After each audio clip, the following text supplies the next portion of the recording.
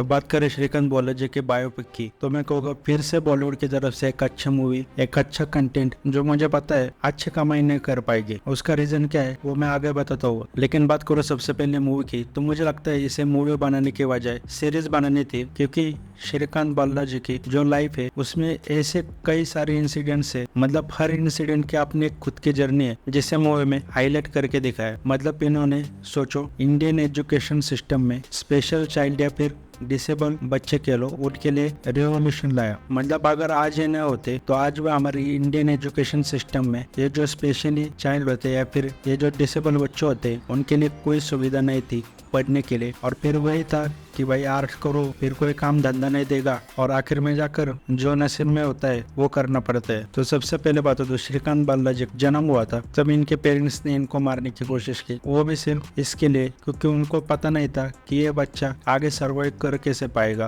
क्योंकि इनके पास आंखें नहीं है तो इसका खाना पीना कैसे होगा, एज आउट ऑफ लॉ कह लो। लेकिन फिर वो श्रीकांत बालाजी को आगे स्कूल में डालते हैं, वहाँ पर उनको लोनलीनेस का सामना करना पड़ता है क्योंकि वो लास्ट बेंच पर बैठते थे, कोई दोस्त उनके लिए नहीं था वहाँ पर। लेकिन हमारे इंडियन एजुकेशन सिस्टम में स्पेशल चाइल्ड के लिए साइंस पढ़ने की सुविधा नहीं थी। अब ये चीज मुझे बहुत शॉकिंग लगी थी। मैं मूवी से पहले से ही इनके बारे में जानता हूँ, मैंने काफी सालों पहले इनकी कहानी सब सुन ली थी कि इसे इनको कितनी सारी दिक्कतों का सामना करना पड़ा था। मतलब जब 10वीं हुई इन्होंने तय किया कि ये साइंस पढ़ेंगे तो सभी कॉलेज ने रिजेक्ट कर लिया कि आप साइंस नहीं पढ़ सकते, और सोचे पढ़ने के लिए उनको कोर्ट में जाना पड़ा। वहाँ केस चला, केस के बाद कोर्ट ने कहा कि खुद के रिस्क के ऊपर तुम पढ़ सकते हो। वो पढ़े, अच्छे नंबर से पास आउट हुए। अब उस वक्त इनके लिए सुविधा भी नहीं थी तो उन्होंने ऑडियो बुक्स बनाई, मतलब जुगाड़ करके वो अच्छे नंबर से पास हुए। अब इसके बाद उन्होंने जब आईआईटी सभी इंडियन कॉलेजेस में अप्लाई किया, सभी से यही जवाब आ रहा था नहीं। और फिर से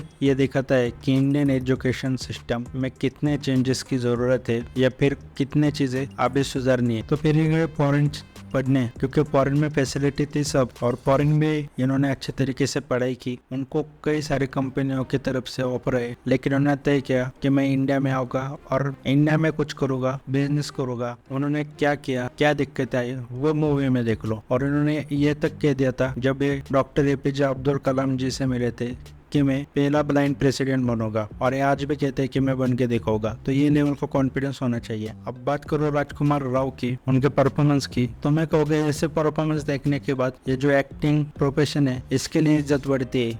लगता है कि भाई हाँ भाई ये एक्टिंग प्रोफेशन भी एक तरह का आर्ट ही है, क्योंकि हम जो फिल्म में एक्टिंग देखते हैं वो मानो या ना मानो इतनी इजी एक्टिंग होती है कि भाई कोई भी कर लेता है। और इसके लिए देखोगे तो अभी एक्टर्स का भी क्रेज कम हो रहा है, क्योंकि हर कोई रील पे वो इजीली कर लेता है और उसको समझ नहीं आता भाई कि कौन से तीर मार रहे हैं, बल्कि ये तो करोड़ रुपए ले रहे हैं ऐसे इजी काम के। लेकिन राजकुमार राव जी ने जिस तरह इस रोल को किया है तब समझ आता है वो आर्ट के लिए प्यार, डेडिकेशन। अब दूसरी चीज मैं कह रहा था कि ये मूवी ज्यादा कलेक्शन क्यों नहीं कर पाएगी। ऑनेस्टली बोलो, एक वक्त था कि बायोपिक बहुत चलती थी, लोग कहते थे यार देखेंगे बायोपिक ही नहीं सोशल इश्यूज ले लो, हर कंटेंट चलता था। लेकिन इतनी बायोपिक्स आ चुकी, इतनी बायोपिक्स आ चुकी, और प्रॉफिट कमाने के चक्कर में किसी के ऊपर भी बायोपिक बना देते और उसमें आधा से ज्यादा तो वो व्हाइट वॉश हो जाती उस इंसान की इमेज, और बायोपिक को ज्यादा रॉ भी नहीं रखते। मतलब MS धोनी जी की एक बायोपिक छोड़ दो और मिल्खा सिंह जी की और दो थी तो पता चल जाता है यू ऐसे बनाई ली। लेकिन अब इस बायोपिक में देखोगे उन्होंने देखा है कि उनके भी फ्लॉज है। बायोपिक में ज्यादातर देखते हो तो ये दिखाता है कि भाई वो इंसान नहीं भगवान है, उसको कुछ